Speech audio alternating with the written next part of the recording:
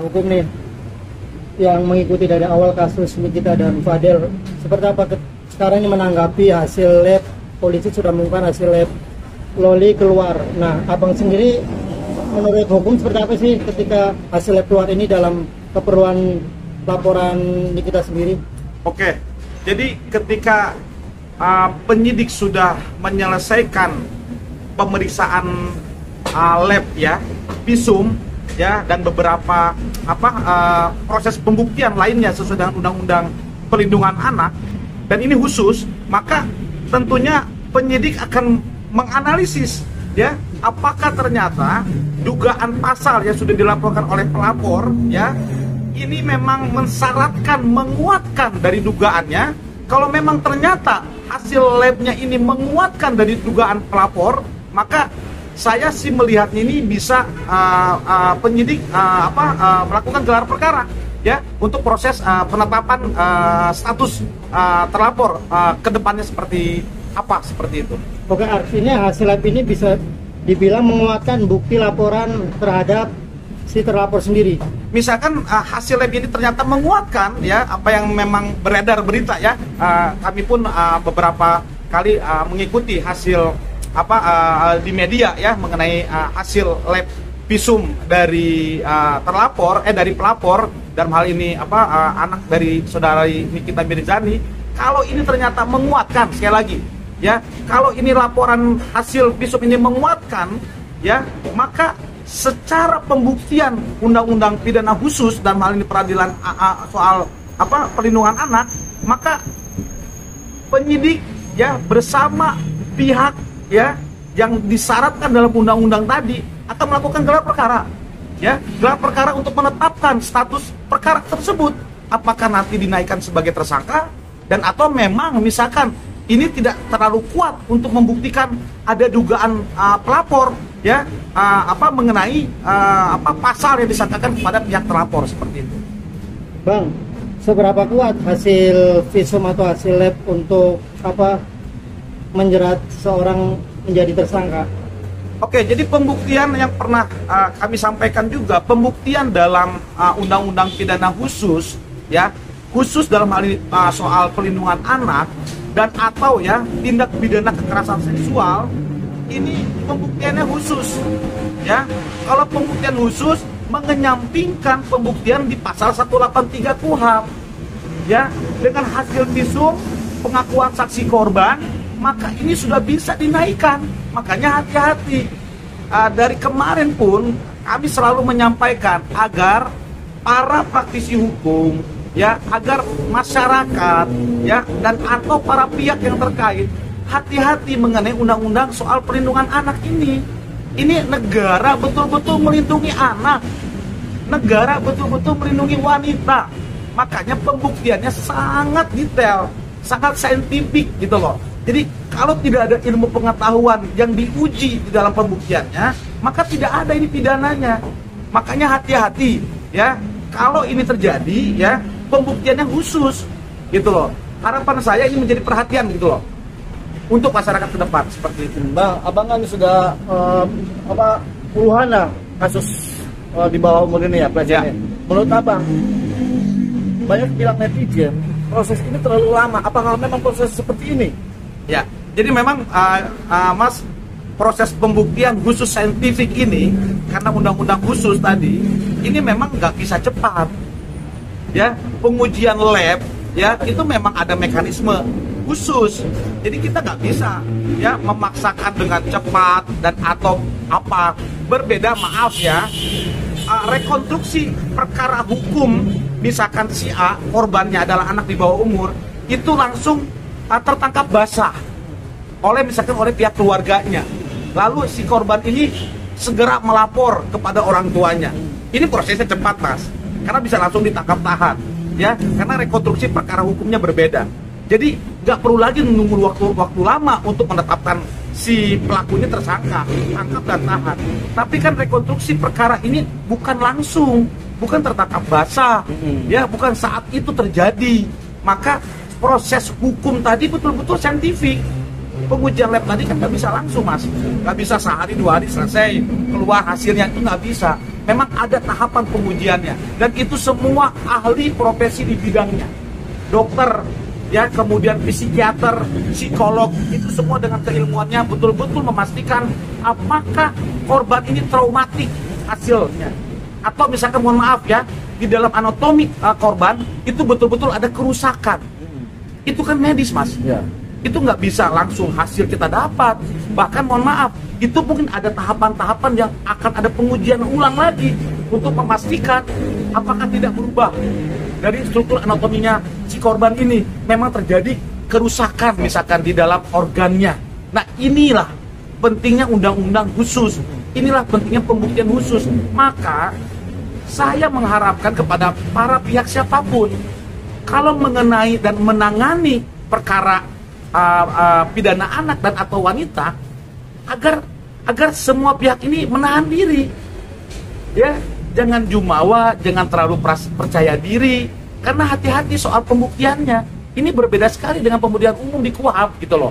Jadi saran saya dari awal, dari kemarin, tolong menahan diri semua pihak, ya, siapapun, misalkan dari pihak korbannya ataupun pihak yang terlapornya, untuk menahan diri. Karena sekali lagi ini pembuktian yang khusus, berbeda dengan pembuktian umum di dalam KUHP pasal 183, seperti itu. Bang, jika terbukti Bang, pasal apa sih Bang yang disangkakan, artinya hukuman apa yang akan menanti bagi seorang yang melakukan kejahatan pada anak di bawah umur gitu, apalagi terbukti dia melakukan tindakan abort, ya, seperti apa Bang? Baik, jadi memang di dalam pemidanaan ataupun pasal ancaman dari undang-undang terkait, ya, misalkan satu, ancamannya maksimal.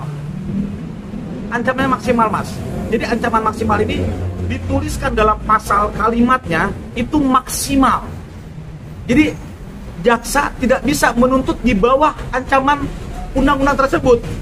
Misalkan di pasal tersebut yang diduga disangkakan dalam pasal pelapor kepada pihak terlapor dan atau misalkan sudah jadi tersangka, maka dia pasalnya ancamannya maksimal.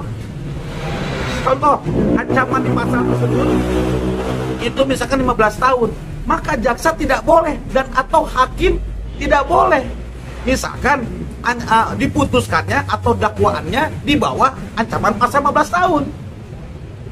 Ini bedanya. Dalam pemidanaan pun undang-undang ini berbeda, Mas.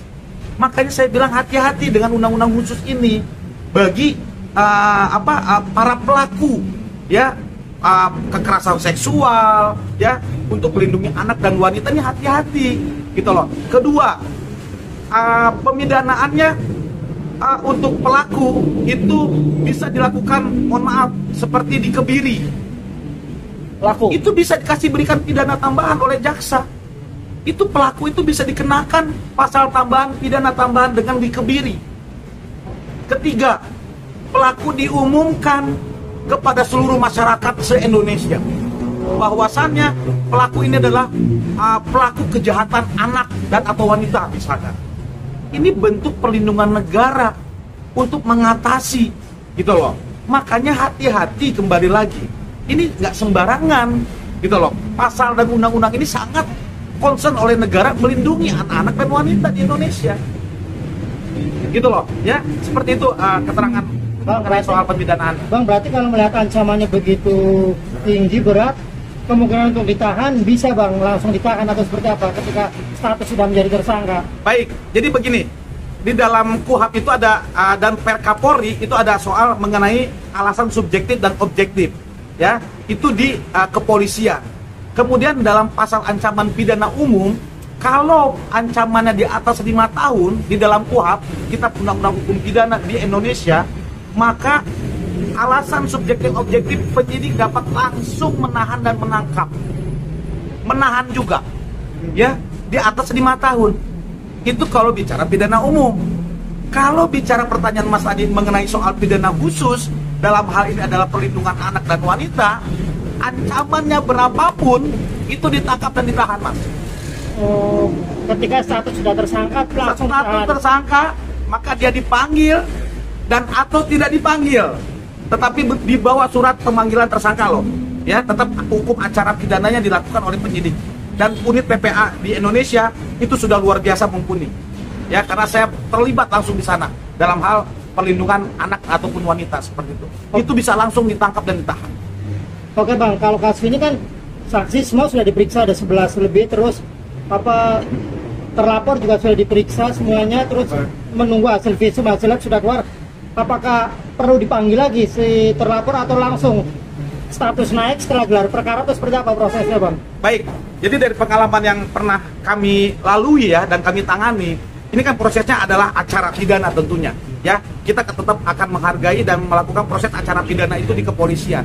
Maka ketika sudah dilakukan keyakinan oleh penyidik berdasarkan alat-alat bukti yang cukup sesuai dengan Undang-Undang Pidana Khusus Perlindungan Anak dan atau Wanita, maka proses hukum acaranya penyidik melakukan gelar perkara. Ketika melakukan gelar perkara, menetapkan status terlapor ini tersangka atau tidak. Selama kami menangani, bila mana sudah cukup buktinya, ya sesuai dengan Undang-Undang Pidana Anak dan Wanita, selama kami menangani, para pelaku itu ditetapkan sebagai tersangka. Dan karena ini Undang-Undang Perlindungan Anak dan Wanita, kembali lagi perlakuannya khusus sesuai dengan asas hukum, teks spesialis derogat teks generalis. Asas hukum undang-undang itu akan menyampingkan asas umum hukum, ya. Maka proses selanjutnya ini tidak seperti umum acara pidana. Penyidik unit PPA bisa langsung melakukan proses penangkapan penahanan bareng pemanggilan sebagai tersangka suratnya dan juga surat penangkapan dan penahanan. Ini makanya hati-hati, kembali lagi proses pelaksanaan acara pidananya itu dahsyat sekali. Bahkan mohon maaf, bisa langsung setelah gelar perkara ya Mas ya. Ini penyidik bisa melakukan proses SPDP, surat perintah dimulainya penyidikan ke kejaksaan. Kalau sudah ada SPDP setelah gelar perkara, ini sudah ada keyakinan bagi praktisi hukum, ya, bagi lawyer ini memahami ini sudah naik tersangka. Maka proses selanjutnya adalah pemanggilan tersangka. Ya, makanya hati-hati dalam proses ini. Ya, kembali lagi saya mengingatkan kepada pemerhati hukum, praktisi hukum, kepada lawyer yang menangani perkara ini agar hati-hati.